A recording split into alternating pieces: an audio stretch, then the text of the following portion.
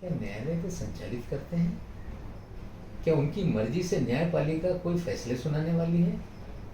न्याय प्रविष्ट मामलों में भी धमकाने का काम ये सिद्ध करता है कि अभी तक तो एजेंसियां बीजेपी के इशारे पे काम कर रही थी।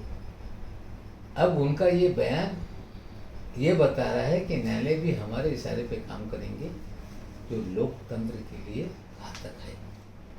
बंगाल नतीजे के बाद हिंसा की छुटपुट घटनाएं हुई, ये दुखद है, लेकिन पिछले 100 दिन से पूरा नियंत्रण चुनाव आयोग के मातहत था।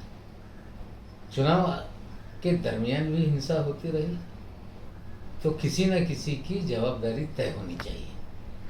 भारतीय जनता पार्टी इसे राजनीतिक बना रही है, ये उचित नहीं है।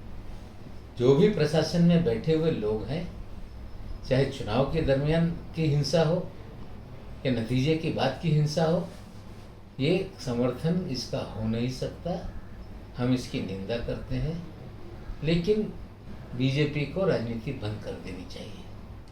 जिस तरह से उनके पूर्व मुख्यमंत्री के लड़के साहिब सिंह वर्मा जी के, वो कहते हैं कि लोगों को दिल्ली आना है, याद रखें, चेतावनी देना ये भी कभी भी बर्दाश्त नहीं होगा। हिंसा का कोई समर्थन नहीं करता, रुकना चाहिए। लेकिन भारतीय जनता पार्टी जिस तरह की राजनीति घृणा की कर रही है, लोगों को चेतावनी देने की कर रही है, ये उचित नहीं है। जैसे नतीजे के बाद ममता दीदी ने कहा है कि विपक्ष की एकजुटता जरूरी है।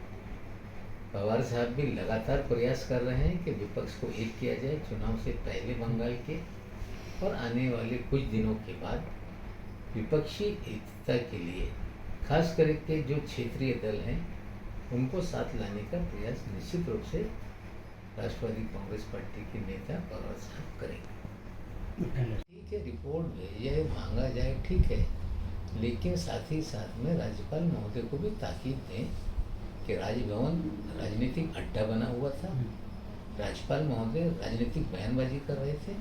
अब नई चुनी हुई सरकार आई है, चैन से उन्हें काम करने दे। जनता ने आपको नकारा है, अब राजनीति बीजेपी बंद करे, हम मांग करते हैं।